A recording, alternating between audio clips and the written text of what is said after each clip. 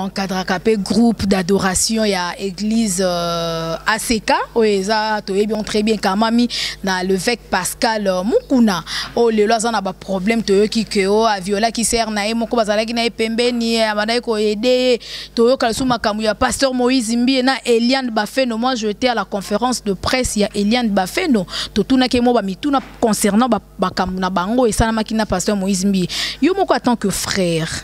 Quelle leçon qu'on tirer là-dessus? Et na ko continuer ko pesa conseil pe nazo pesa conseil na bana nyonso ya Nzambe basala effort ya ko soutenir bandeko wana parce que ko vanda ko tonga bango to ko critiquer bango ezali tombate ezaki to sala effort esika toza lokola baza corps oyo bazo participer na dispatchation ya corps ya Jésus. Tout ça là effort, tout sunga bango.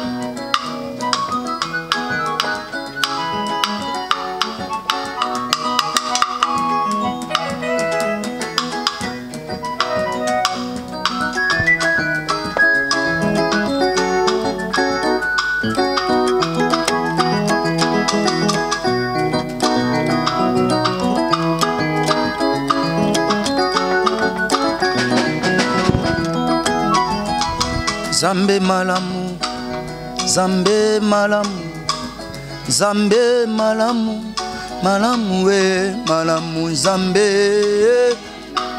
Ah ah. Zambe malamu, malamu. Zambe malamu mingi, Zambe nanga. Ah malamu, malamu, malamu. Soki mama abotangai elakisi te kaza malamu Yesu yoza malamu malamu we malamu na banzili solo yanga na yo elekaki mingi Yesu ebimisinga zembwa bolingo malamu Zambe malamu mingi malamu elika nanga Yesu nanga Zambe malamu mingi Zambe nanga elika motema oh oh oh oh yango natali bomoi na ngai natali libota na ngai nalobi yoza malamu malamu we malamu natali be na lista libota natali bomoi na ngai oyo na conclusa malamu malamu we Zambe malamu mingi Zambe nanga elika nanga oh oh Zambe malamu mingi Zambe nanga elika motema nanga ye oh oh oh mokolo kozonga Yesu nangai na tongo tope na pokwa na butu tope na moi na yebite oh kasi na yebi kelelo ekobeta na mosika na komata na yebi banje bakoyemba na mosika na komata na yebi banjelu bakobina na mosika nakoma nayebi milelo pe kobeta ye nayebi banjelu pe bakoyemba. Et voilà, vous servir ce mon devoir, c'est votre droit. C'est par ici que nous débutons notre émission, votre émission préférée, News Dekin, avec moi Betty Masengou, la journaliste internationale et professionnelle, hein, la femme du patron sur Libanga TV, nulle part ailleurs. Hein. Donc je suis là, en tout cas très heureuse d'être parmi vous et surtout de vous présenter cette belle émission. Comme vous le savez bien que News Dekin, c'est une émission pas comme les autres, une émission socio-culturelle, une émission qui reçoit tout le monde. Je vous dis tantôt que la porte est grandement ouverte. Vous voulez passer à l'émission, veuillez nous contacter au numéro qui est affiché devant vos écrans. Nous sommes là, en tout cas nous sommes disponibles, on est dans le bar Amfree. Et voilà, merci à l'ingénieur Dav Moubama, les papas de Joyce Davlin. Et je pense aussi à ma maman chérie, maman Cathy Bakissa.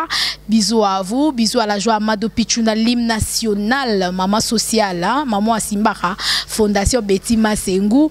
Depuis France, en tout cas, je vous kiffe grave. Salutations à Noël Kikiani, le papa de Victoria Kikiani, Noëlla Kikiani, Motema et maman Titi Kikiani.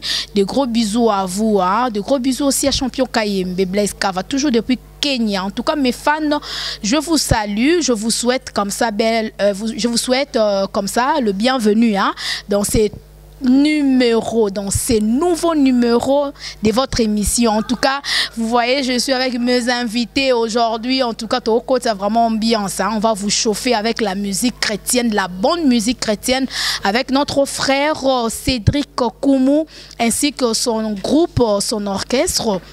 La gloire ensemble. En tout cas, les lotos, le Bélamoma solo est belé par rapport à la musique chrétienne, surtout par rapport à la carrière de notre frère, le frère Cédric Koumou, à qui j'ai dit déjà bonjour frère Cédric. Bonjour maman, bonjour vraiment, merci, merci vraiment, bonjour. Bonne santé, bon groupe, la gloire ensemble. On groupe bien, par la grâce de Dieu, vraiment, tout ça passe bien. Voilà. Un mot d'abord à nos téléspectateurs qui nous suivent de partout parce que Baza est belé en ce net moment pour Orlando Bisso. Je me reviens au moment Liloba avant d'entrer dans le bain de notre émission pour que je sois belé à retour na yo mbali bosso une émission hein o réchauffer bangona mungongo na yo obisi bangoni. Merci na pesi bana na Nzambe nyonso mbote o bazolanda biso de partout bazali et vraiment ata na ebi ke toza na moment ya ba confinement mutazo bimate biso tout toza confiné na ndaku na ba chambre vraiment Nzambe apambola mutu nyonso yo azolanda biso partout même oza malade vraiment na ebi ke à travers loboko na Nzambe o to bimisa awa Nzamba lola rozanga te ko sala bango bolamu na encore une fois de plus. Voilà, en tout cas, merci beaucoup frère Cédric Koumou. J'aimerais bien d'abord, comme c'est pour la première fois, tu aimes bien une émission, je sais bien, c'est pour la première fois, moi, ce n'est pas la dernière fois. À chaque fois, s'il y a une news, on nous a raté une émission News Dekin pour nous repérer sa nouvelle, na fan, peuple de Dieu, bazolanda partout. Votre parcours, hein, une petite histoire, qui est frère Cédric Koumou, frère Cédric Koumou, bani musique depuis quelle année? Bon, le frère Cédric, Bozomon a Lelo. Vraiment, ça fait beaucoup de temps. On a banni musique 2002 et Tilelo 2020. On a vraiment un parcours, il y a bien dans Zambé. Quel que soit na kata parcours nyonso ba difficulté zalaka ba facilité moko bon dans Zambé et zala rapé kaka et par la grâce de Dieu quelle que soit la difficulté tokutana kinango mais Nzambe asali biso grâce na faveur na ye tozali susu ensemble na moment où tozobenga 2020 Nzambe asali biso ngolu tozali susu ensemble lelo boye 18 ans dans la musique chrétienne, hein? 2002, 2020, en tout cas ce n'est pas une mince affaire, mais au banda qui on donne pas nani. Pas frère Nini, ou encadré frère Cédric Koumou, pour les loyaux peu comme encadré, bande qu'on a mis bali baza, ba jeune frère, na ba jeune sœur baza wa. Merci maman. Alors, ndenge na koloba ngape nazalaki encadré par papa moko yo azalaki motema malamu ezalaki papa Timothée lelo azalaka lisusu te soki Nzamba sala yengolu akenda États-Unis soki na ngolu Nzambe sika aza azana facilita oyo ka émission oyo vraiment ayebi aza papa moko yo akangelanga motema te afungola ka motema devanga apondanga ebele onga pe nazana ngolelo oyo vraiment. Parier. À parier, na 8 ans, il y a repassé na chorale na église catholique na matete na passé na chorale après ko passé na chorale na ye na église de réveil moko na banda na ngoza ki na de bonhomme na bandaka na bandi na zoemba et na zoeba na moma wana ba banda ko beanga petit moulaja na zoeba na moma na ba banda ko beanga petit moulaja parce que dans ces moments là muta bande ko renier mingi parce que biso tango to eto kote bébé Souza azala ki au top bébé Souza zo sala musala époque ba bébé Souza tango eleki et alors et ya ki koma na moma mo to moni ke bébé Souza ki bon to moni ke to koki otika la bongote et to banda Olanda vanyo so bande ko ya to ye na se akolanda avant na ye ko banda kota na ben ya papa moulaja à l'époque bazo beanga petit moulaja et tant on a travaillé bazo beanga petit moulaja petit à petit nzambe ay ko sabi songolu na ye ko na ye ko sampité na kati ya église de réveil moko na de bonhomme et tant on a ye wana na zo travailler na zaeka koyemba sèche ozobeta mbunda ozemba na ampoule ndeto zomona ba ampoule ezopela boye à l'époque là micro na biso zaki ampoule ozemba na ampoule ozomona ke bazoma tsoli kola tabouret moko zoyemba ça ino mwana muke tout jeune na zaki vraiment petit soki nzamba sel biso ngolo ba émission monsieur koya ba photo eza batan wana za pena mukuse ba matsanga likola tabouret moko mukuse ozoyemba vraiment bazobengo petit moulaja et na sia na sia ngolo nzambe lokolo ezalaki invocation tozalaki nango loko ezaki posa ndeto demeurer to komi na momo tozalelo vraiment pour. Mais on m'avait dit que les capas frères Nabiso Moïse Matuta ainsi que le frère Clovis Oazana Mikilia Poto, c'est vrai ou c'est archi faux? Na passé et pas ya papa Moïse Matuta mais kuna loko ezalaki orchestre moko ba mikolo bazalaki trop occasion vraiment que ba peso pétant oyemba ensemble ezalaki te. Ça s'appelle album te. Bon kuna na passa album mon côté et presque na moment où nga na ye album mi balele kaki ngata on a ye na yokuta album oyo abeta ki yembi kolo olobaki nanga kimia pengolu ekotambola nanga eza album na kutaki et vous avez chanté pourquoi nazo ki chanté c'est parce que ya bato bazala ki wana tozomona lelo même na makamwa nzambe même na musique profane ozomona coterie et commis partout. Bakal tolo bango bien en lingala bakal. Disons bakal les a partout. Ato yebi musala aux opportunités na facilité te. Aux opportunités na facilité te ba barrière et kozala kaka. Nde biso tozaki ba opportunité te mais na pambola nzambe soki lelo na vie na 8 ans ya non na zo temps ya kokota na Grand Hôtel, na zo temps ya kokota na Venise, c'est par papa Moïse Matuta. Voilà. En tout cas, c'est bien répondu. Est-ce que vous avez en français? Tout le monde a lingala. Et donc, donc voilà, vous avez vraiment opportunité de faire un album. Il y a juste autant moi cœur car on a 4 wana. Mais tant on longwe kuna. Oui, pas frère Clovis Makola. Tant on a longwe kuna na ina vanda ki muke na ndaku que son âme repose en paix. Il y avait Yaya Moko oyo asala ki pe musala bien tant on a vandi muke frère Clovis a outi poto aye a komaki maintenant na posa a asala groupe mususu na Kinshasa disons asala groupe mususu ezaki na ndeko na moko camarade ne moko ba mesana ki mingi comme on ezaki Hervé azaresu na biso ensemble etakufa etango a frère Clovis Makola comme na posa asala groupe musu awana Kinshasa abenga ki loko la chef d'orchestre et tango ye a joué loko la chef d'orchestre biso tozaki loko la ba musicien ya liboso oyo frère Clovis Makola azalaki na bango na groupe na ye wana na ebite zaki 40e groupe et pas na ye mais na groupe wana biso tozaki ba musicien liboso oyo a rekitara to bando travailler na limité to travailler mingi tozui ensemble Yakobeta et pas ya papa Sony Kafuta na convention moko azalaka nango ya bana na ye ezalaka le 12 na 12h12 biso to beta voilà 2012 et pas papa Sony to beta na maman Marie Misambu to beta na frère nani Benjamin Moulamba to beta tozaka vraiment ebele makasi na moma wana ndeto ekovanda wana. Okay, en tout cas, je m'en souviens de ça à l'époque, un concert Wana 12 Wana. Mais aujourd'hui, vous êtes décidé de quitter aussi le frère Clovis Makola au Sali Orchestre Nayomoko, La Gloire Ensemble. Lélo, La Gloire Ensemble, ça y est déjà combien d'années? Bon, groupe La Gloire Ensemble, ils ont vraiment na ba année, ils ont dit na ba mois. Ce qui na lobby année, ils ont mon lokuta. eza ba moi parce que groupe La Gloire ensemble ndé eza na ba moi mais nga naza déjà na ba année na vision na ngai ngandi naza na ba année belle que yo za déjà mbiaka mais groupe est notre bébé hein voilà disons groupe eza bébé mais mukolo muto yaza na vision da zambiaka.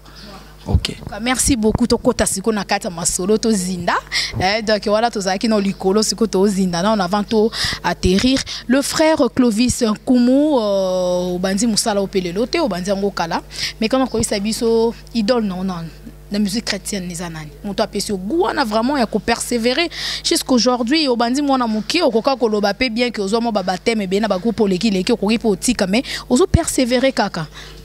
Bon idole nanga vraiment na kokoloba soki na lobi naza na idolité c'est vraiment archi faux. C'est papa na lingake mingi c'est papa Patrice Ngoyi Musoko na lingake mingi tango na yokaka souvent les années passées et vraiment aza papa moko inspirant ngai trop na makambe belé vraiment aza papa moko tango na yokaka pe na banda ko yokaye et vraiment nazaka na courage wana de façon que musala oyo ekende sous liboso mbeli no ezandenge mona frère Patrice Ngoyi Musoko te bande ko bolanda ngai la jamma de pichu tama kan frère Kumu azo lukela ngai awa kozala idole ya oyembeli lokwa frère Frank Mulacha mais ozo idole frère Patrice Ngoyi Musoko ça n'a pas de sens. Disons kozala idole ya moto c'est pas oyemba kaka lokola ye te okoki ozala idole ya moto par rapport ya mayele o azosela musala. C'est pas que oyemba kaka lokola ye, c'est tout à fait impossible. Vous monde ya kino ya kozwa mayele o azosela musala intelligence wana okozala pe idole na ye par intelligence o azosela musala par façon ozotambola na nzambe parce que nga nazaka na message moko nzamba yebisanga soki na tamboli mabe c'est facile à bomanga mbangu donc nasala effort ya kotambola bien. En fait, bombelo émission oyo hein to bombelo ango pour jour na yoka frère Cédric Kumu asimbiki si a comment tambola na ba chéri ba publier na bimi cette émission au moment qui a kosa qui onzamba sambwisi po et comme à l'actualité on est dans le baka au top presque ba musicien chrétien mingi lelo ba tambola na banga nzambe te il faut qu'on se le dise hein oh les émissions vérité polé ah tout le baka rien que la vérité frère Cédric Kumu je pense yo poebi makambo ezoleka surtout na monde na bino ba musicien. Mais quand on constate la biso, quelle différence y a-t-il entre un frère chrétien, donc un artiste musicien chrétien, na mutoyo, donc un frère azoyemba na musique chrétienne, mais il n'est pas chrétien en soi. Pour comment on a ba désert et côté trop dans le monde de musique religieuse. Bon, et là comment on a koki ko répondre na peuple de Dieu nyosoyo azolanda biso partout bisika baza. D'abord kozala chrétien eza copier vie à Jésus. Je sais eza na nzembo moko frère Patrice ayemba lobi je vais être comme Jésus. Na été so bandeko ba kopesa biso ngo. Bandeko so ba kopesa biso nzembo wana alobi je vais être comme Jésus. Ma façon de parler, je vais parler comme Jésus. Ma façon de marcher, je vais marcher comme Jésus.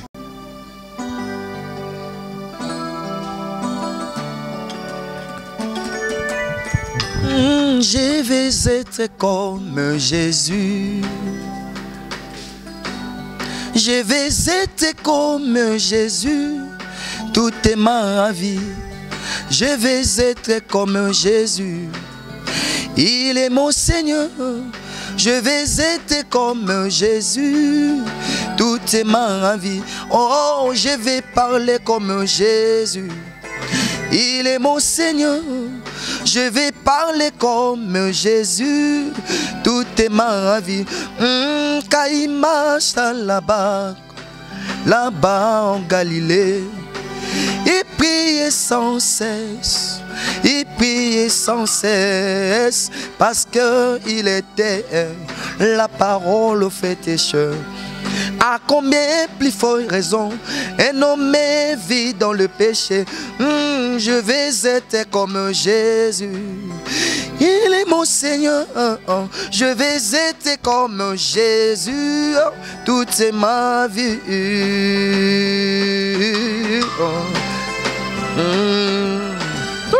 Alléluia, Jésus. je vais marcher comme Jésus. Tout est ma vie, oh, je vais marcher comme Jésus. Tout est ma vie, je vais chanter comme Jésus. Qu'il est modèle, je vais chanter comme Jésus. Tout est ma vie, oh, je veux prêcher comme Jésus. Il est mon Seigneur, je vais prêcher comme Jésus. Je vais toute ma vie, oh, je vais marcher comme Jésus. Il est mon maître, je vais marcher comme Jésus. Toute ma vie. Ah, merci beaucoup. Sous vos applaudissements, s'il vous plaît. Moi, ma boro, ça la bien. Ah, moi, ma boro, ah, vraiment, on s'en sous sous. Ah, netika et son aza pembenya wa série wana frère Patrice ngoy muso kwa zo yemba o kaneti yo simbelamba Yesu.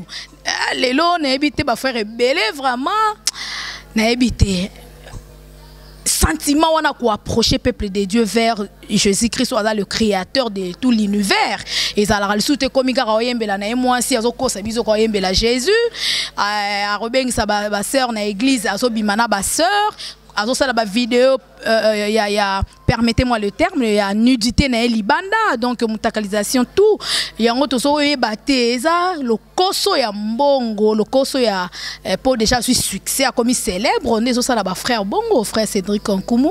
Le problème que nous avons aujourd'hui na kati ya makambo na biso, je vais être comme Jésus, c'est déjà réponse.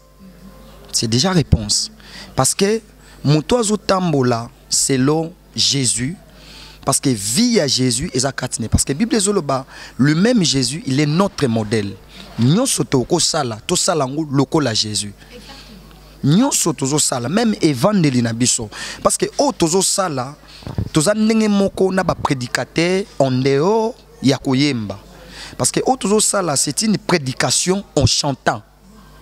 Ils ont prédication toujours ça là directement na koyemba parce que mutu na mutu ndenge Bible zoloba mutu na mutu akosambisa maselo misala naye na sena moyi biso tokosambisa mana bandeko ensemble selo message oyo tozo memela batu niveau mélodie na biso niveau façon na biso koyemba message oyo tozo pesa batu na koyemba nde ezeloko oyo ekosambisa biso devant Jésus.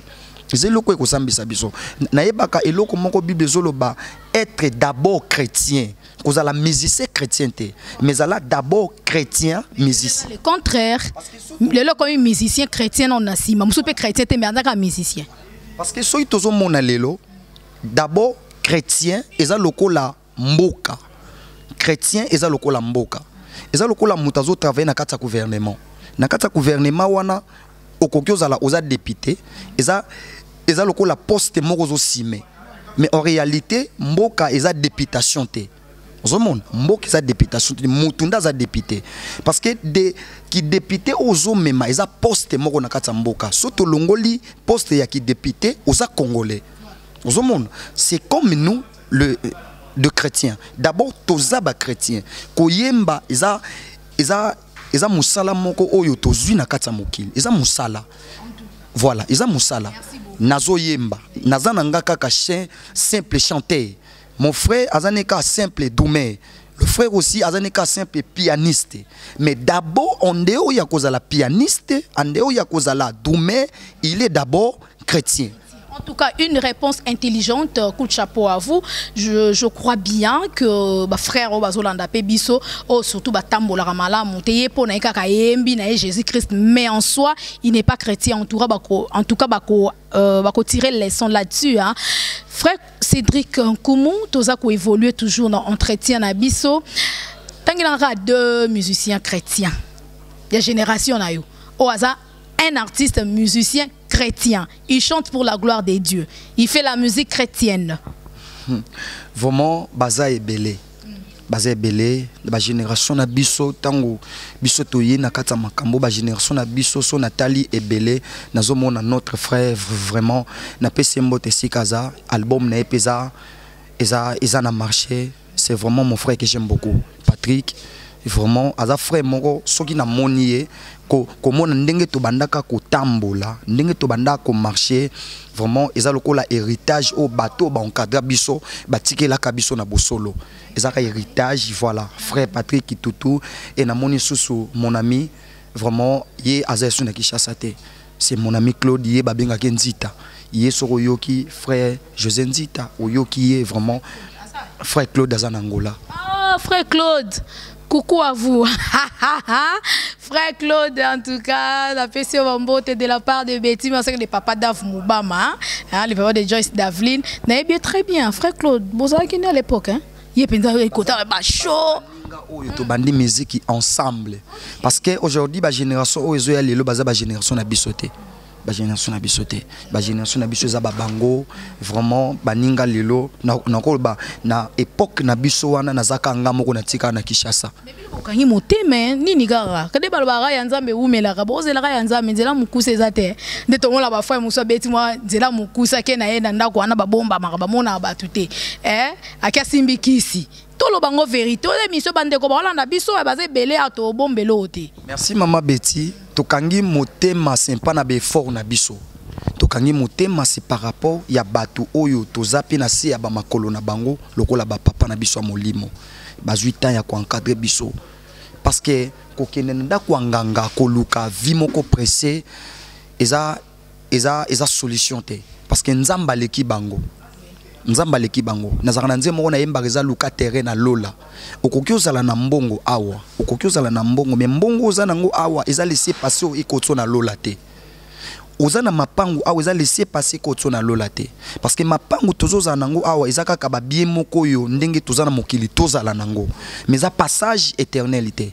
eza passage vers la divinité te eza kaka bilo moko esunga biso lokola toza awa muta bengo pauvreté muto aseka yo te le roi yo tango ye na moni oye na voiture c'est pas dit que lokola oye na voiture eza laisser passer à lola non eza moyen de déplacement talanza masa biso rangolu mais frère Cédric mais l'actualité nous oblige, on ne peut pas s'en passer. Il encadre un groupe d'adoration, il y a l'église ACK, très bien quand même dans l'évêque Pascal Mukuna. Oh le lois on a problème de qui a viola qui sert na moko bazala qui na pembe ni amana ko aider to kalsuma kamuya pasteur Moïse Mbi na Eliane Bafeno. Moi j'étais à la conférence de presse, il y a Eliane Bafeno. Totuna ke mo ba mituna concernant ba kamuna bango et ça na makina pasteur Moïse Mbi. Yo moko en tant que frère, quelle leçon qu'on tirer là-dessus? Okoko banin amo ou point de vue na okoko za nani na bande kunyo so bazolanda biso concernant makambu ya ba sali na Nzambe. Merci maman Betty, Nzambe a pambola yo. Soki loko na koki koloba na koki osala intervention na oyo eza ko se passer ba d'autres termes na koloba ba collègue na biso lokola ba papa Moïse, ba collègue na biso lokola ba papa Michel, ba collègue na biso lokola ba papa Mike, vraiment lokola biso ba chrétien et pas na biso ba chrétien il faut ezala hein, il faut ezala soni. Deux, il faut ezala moment moko ya méditation. To vanda to mona ke na kata chemin oyo bango baza biso petoza. Et sika oyo bango bazo kweya parce que Bible zoloba la chair est faible mais notre esprit est bien disposé. Et ngai na pesaka conseil et na ko continuer ko pesa conseil pe nazo pesa conseil na bana nyonso ya Nzambe basala effort ya ko soutenir bandeko wana parce que ko vanda ko tonga bango to ko critiquer bango ezali tomba te ezaki to sala effort et si ka toza lokola baza corps oyo bazo participer na dispatchation ya corps ya Jésus to sala effort to sunga bango parce que toza béni par ba chanson na bango toza la béni par ba prédication ya papa Mukuna et ezala moment moko to biso to koki ko vanda ole to soutenir bango na mabondeli biso to vanda to tonga bango to lo banini ba sero bozala bazara pembe na bino na lobi bino te ba ser bo kangela bilongi te pona mona bo kanga bo nyonga tes émissions donc ba ser o bazara pembe na bino ba yaka ko séduire bino to bino moko ba frère nde boko kaka ko supporter te ne yo moko lobi que la chair est faible.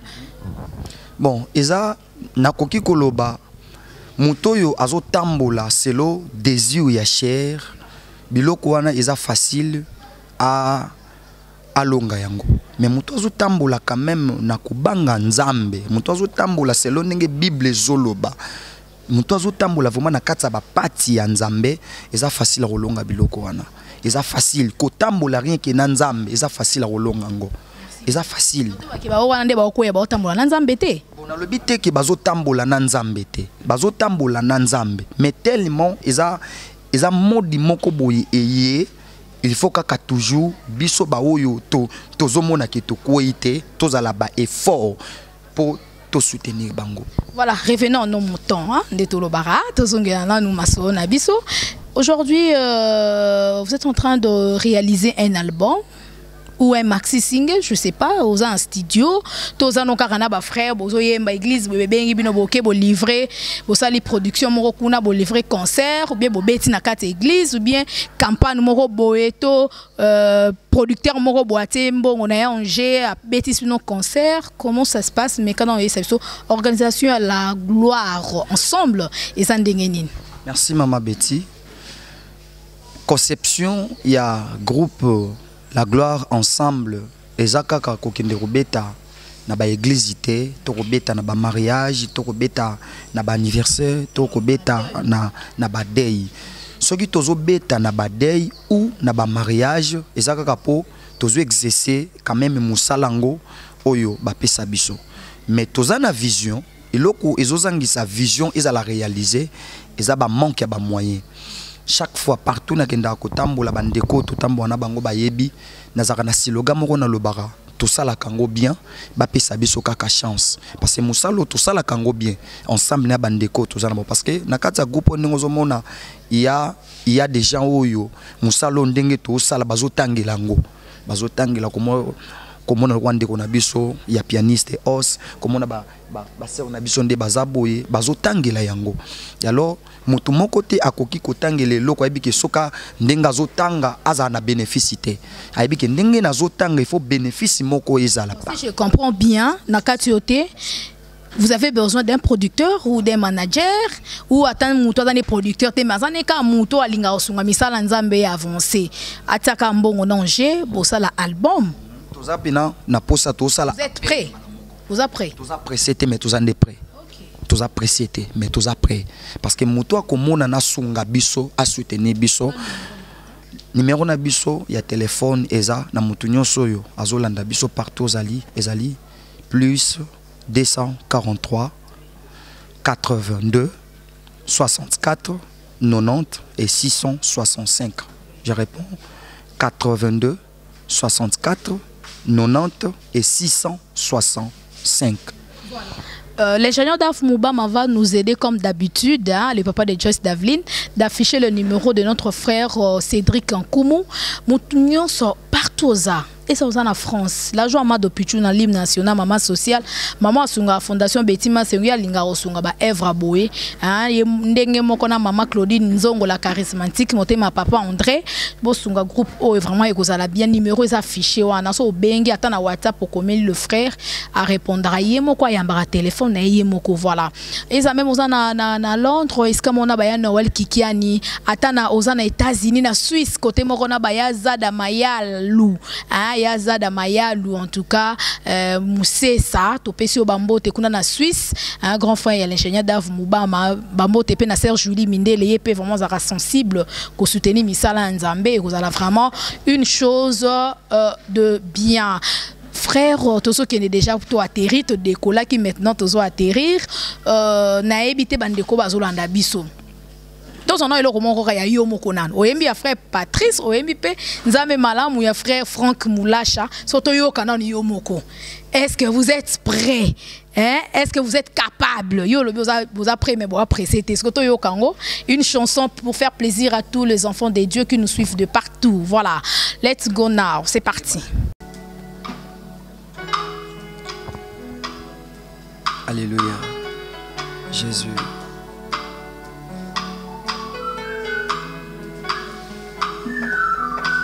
Nzambe nanga motema eluki yo butu na moi na mipesa kolukaka yo tango nyonso na ngai na mipesa kolukaka yo permanence ekoma esika na ngai kobelelaka yo tango nyonso eyebana nazalaka ya Nzambe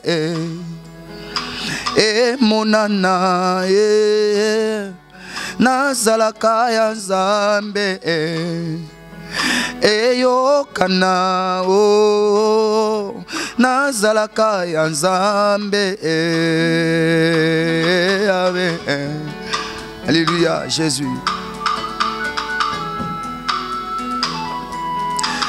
Nabwaka malokola Mephibosheth nalodeba na nyango watalanga ye likambo akoka mwana le na mesa ya mokonzi navandi kiti moko nga na mokonzi sino eyebana nazalaka ya Nzambe eyebana nazalaka ya Nzambe emonana nazalaka eyebana nazalaka ya Nzambe eyokana nazalaka ya Nzambe emonana nazalaka ya Nzambe eyebana nazalaka ya Nzambe tango nyonso kolalaka na permanence eza bolingo na pesa yepa na yo kolalaka tango nyonso na zamba eza bolingo na mesana kolakisaka yo nalingi eyebana Yawe nazalaka ya Nzambe monana nazalaka ya Nzambe eyebana. Come on. Nazalaka. Voilà. Merci beaucoup. En tout cas, maboro, on a pour bino moko. Ah oui. Ah donc oui, bana nazalaka ya Nzambe. Et bana betima c'est nazalaka ya Nzambe. News de Kin est la émission la plus suivie. Partenaire baya belle News de Kin qui est partout dans le monde entier. Ah donc pour tout ça ya Nzambe trokende jusqu'aux extrémités de la terre. Merci beaucoup le frère Cédric Koumou ainsi que le groupe La Gloire ensemble. En tout cas, on a moni vraiment bosa vraiment ensemble. Nous connaissons soit nico soutenir numéro Ezawana, mais sous votre permission, je me bien tout ce qui a fait bandeko. Ça la grâce au yambi leader yekanda lobara. Yekanda lobara. Oh bah frère opena ba sœur et cause apena mutumo rope à partir na bango passé. Peli ko soutenir bino bo betata une chanson. Surtout eye banawana. Moko na préféré vraiment bazaba ndeko moko ndenge na lobara souvent ba pesa biso chance. Ce qui na permission na yo na papa réalisateur nenga rosunga biso vraiment basala rango bien. OK. Ce qui oko permettre bango. Basala temolo rumketo yoka. So basala rango bien. Voilà, merci. Let's go l'ingénieur Daf Moubama. Alléluia, je suis la sœur Gloriane Majorita, je me réfère pour vous une chanson et tout ça. Amen. Ozali katina biso natondio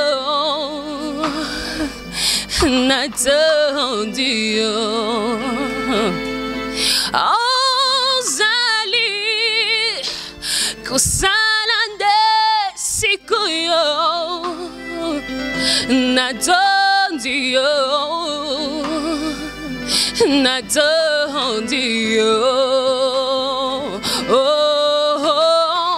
musalindela musalina bikamo mubonya bilak mwinana ba Yahweh, Yuza, Yuza, Musalinzela, Musalina Vikam, Mubumya Vilaka, Mwindana Bamo.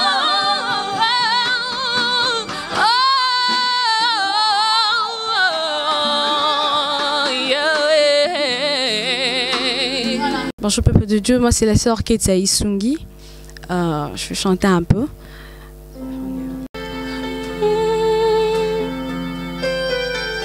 Hallelujah. Oh, oh. Dans mon cœur coule un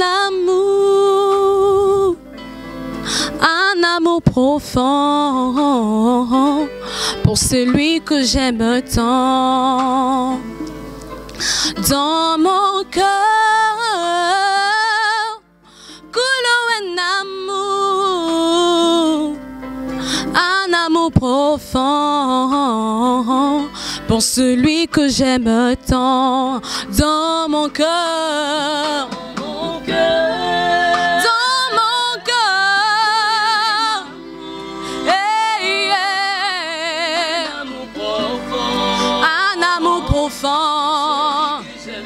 oh, il s'appelle, il s'appelle, il s'appelle, oh Jésus, oh il s'appelle, Bolingwa Motema. Au peuple de Dieu, moi c'est la sœur Normie. J'aimerais chanter une chanson.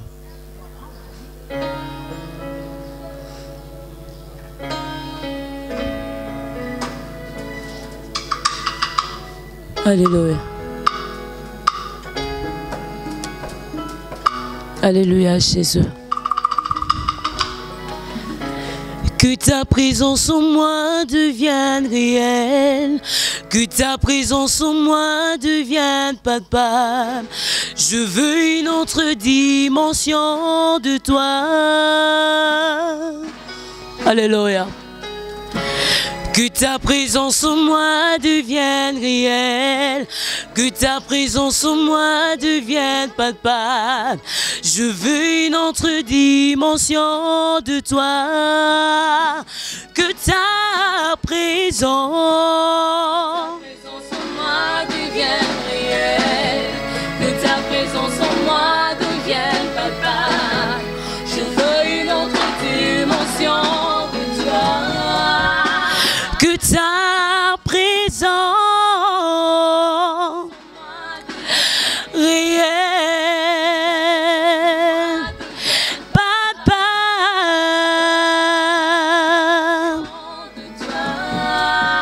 Que ta présence